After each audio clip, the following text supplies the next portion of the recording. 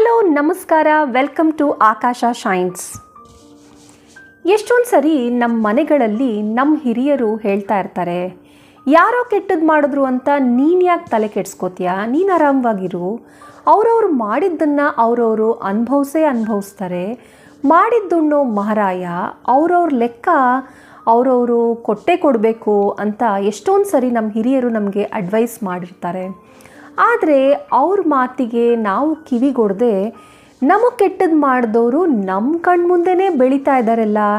ಈ ಕಡೆ ಮನೆ ತಗೊಂಡ್ರು, ಆ ಕಡೆ ಹೊಲ ತಗೊಂಡ್ರು, ಕಾರ್ ತಗೊಂಡ್ರು, ಸ್ಕೂಟರ್ ತಗೊಂಡ್ರು, ಅಥವಾ ಅವರ ಕೆಲಸದಲ್ಲಿ ಅವ್ರಿಗೆ ಪ್ರಮೋಷನ್ ಆಗ್ತಾನೇ ಇದೆ, ಒಳ್ಳೆ ಪೊಸಿಷನ್ಗೆ ಏರ್ತಾ ಇದ್ದಾರೆ. ಆದರೆ ನಮಗೆ ಮೋಸ ಮಾಡಿ ನಮಗೆ ಕೆಟ್ಟದ್ದು ಮಾಡಿದ್ರು. ನಾವು ಮಾತ್ರ ಈ ಕಡೆ ಬೆಳೀತಾನೂ ಇಲ್ಲ, ನಿಂತಲ್ಲೇ ನಿಲ್ಲಕ್ಕೆ ಆಗ್ತಾನೂ ಇಲ್ಲ, ಇವರಿಂದ ನನ್ನ ಜೀವನ ಹಾಳಾಗೋಯ್ತು ಅಂತ ಒದ್ದಾಡ್ತಾ ಇರ್ತೀವಿ. ಜೀವನ ಹಾಳಾಯಿತು ಅಂದರೆ ಮೋಸ್ಟ್ಲಿ ಅವರು ನಮ್ಮ ಮೇಲಿರೋ ಸಿಟ್ಟಿಗೆ ನಮಗೆ ಆಫೀಸಲ್ಲಿ ಪ್ರಮೋಷನ್ ಕೊಡದೇ ಇರ್ಬೋದು, ಅಥವಾ ಯಾವುದೋ ವಿಷಯಕ್ಕೆ ನಮಗೆ ಮೋಸ ಮಾಡಿರ್ಬೋದು. ಹೀಗೆ ಬೇಕಾದಷ್ಟು ಕಾರಣಗಳಿರ್ಬೋದು ಅದಕ್ಕೆ. ಆದರೆ ನಮಗೆ ಕೆಟ್ಟದ್ದು ಮಾಡಿರೋರು ತಗೊಂಡಿರೋ ಅಂಥ ಮನೆ, ಹೊಲ, ಸ್ಕೂಟರು, ಕಾರು ಕಾಣಿಸ್ತಾ ಇದೆ. ಆದರೆ ಅವ್ರ ಮನಸ್ಸಿನಲ್ಲಿರೋ ನೆಮ್ಮದಿ, ಸಮಾಧಾನ, ಆನಂದ, ಸಂತೋಷ, ಖುಷಿ ನಮಗೆ ಕಾಣಿಸ್ತಾ ಇಲ್ಲ. ಎಷ್ಟು ರಾತ್ರಿಗಳು ಅವರು ನಿದ್ದೆ ಇಲ್ಲದೆ ಒದ್ದಾಡಿದ್ರು ಅನ್ನೋದು ನಮಗೆ ಗೊತ್ತಾಗ್ತಾ ಇಲ್ಲ. ಅವರ ಮನಸ್ಸಿನ ಆರೋಗ್ಯ, ಅವರ ಪಾಸಿಟಿವ್ ಥಾಟ್ಸ್ ಬಗ್ಗೆ ನಮಗೆ ಗೊತ್ತಾಗ್ತಾ ಇಲ್ಲ. ಯಾರಿಗೆ ಗೊತ್ತು? ಅವರೆಲ್ಲ ವಸ್ತುಗಳನ್ನು ತಗೋತಾ ಇರ್ಬೋದು, ಆದರೆ ಮನಸ್ಸಿನಲ್ಲಿ ಖುಷಿ ಇಲ್ಲದೆ ಇರ್ಬೋದು. ಆದರೆ ನಾವು ಇದೆಲ್ಲದ್ರ ಬಗ್ಗೆ ಯೋಚನೆ ಮಾಡದೆ ಸದಾ ಅವ್ರಿಗೆ ಕೆಟ್ಟದಾಗಲಿ, ನಮಗೆ ಕೆಟ್ಟದ್ದು ಮಾಡಿದ್ರು ಅವ್ರು ಹಾಳಾಗೋಗಲಿ ಅಂತ ಅವ್ರ ಬಗ್ಗೆ ದ್ವೇಷ ಕಾರ್ತಾ, ಸದಾ ಅವ್ರ ಬಗ್ಗೆ ನಮ್ಮ ಮನಸ್ಸಿನಲ್ಲಿ ಸಿಟ್ಟಿನಿಂದ ಕೊತ ಅಂತ ಕುದಿತಾ ನಮ್ಮ ಮಾನಸಿಕ ನೆಮ್ಮದಿಯನ್ನು, ನಮ್ಮ ಮಾನಸಿಕ ಸ್ವಾಸ್ಥ್ಯವನ್ನು ನಾವು ಹಾಳು ಮಾಡ್ಕೋತಾ ಇರ್ತೀವಿ. ಇದು ಎಷ್ಟು ಸರಿ ನೀವೇ ಯೋಚನೆ ಮಾಡಿ. ಈಗ ನಾವೀ ಥರ ಕೆಟ್ಟದಾಗಿ ಆಲೋಚಿಸ್ತಾ ಇರೋದ್ರಿಂದ, ನಾವೀ ಥರ ಅವ್ರ ಬಗ್ಗೆ ದ್ವೇಷ ಕಾರ್ತಾ ಇರೋದ್ರಿಂದ ಅವ್ರಿಗೆ ಇದು ಯಾವುದೇ ರೀತಿಯಲ್ಲೂ ಅಫೆಕ್ಟ್ ಆಗ್ತಾ ಇಲ್ಲ.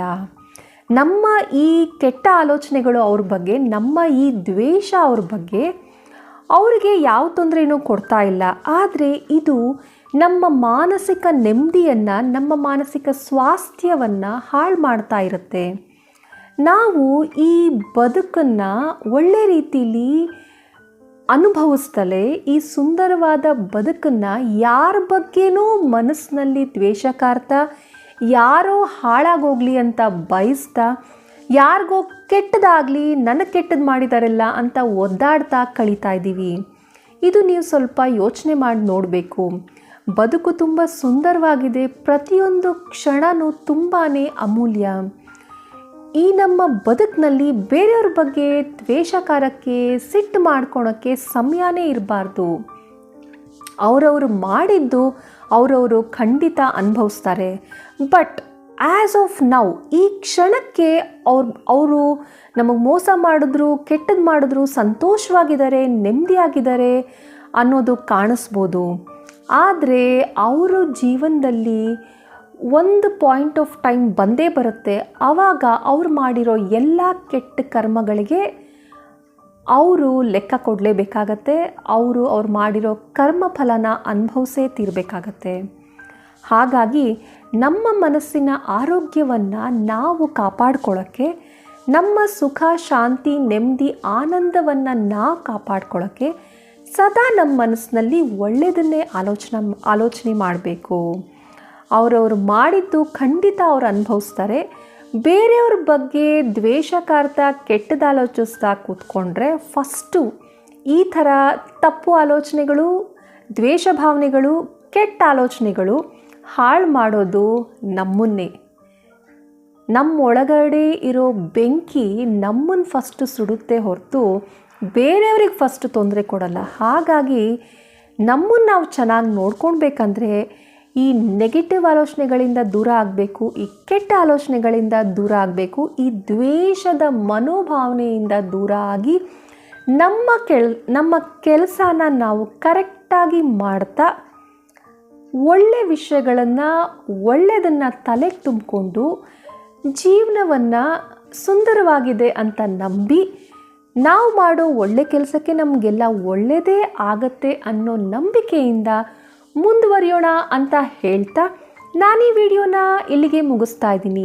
ನೀವಿನ್ನೂ ಆಕಾಶ ಶೈನ್ಸ್ಗೆ ಸಬ್ಸ್ಕ್ರೈಬ್ ಆಗಿಲ್ಲ ಅಂದರೆ ದಯವಿಟ್ಟು ಈ ಕೂಡಲೇ ಸಬ್ಸ್ಕ್ರೈಬ್ ಆಗಿ ಬೆಲೈಕನ್ ಒತ್ತಿ.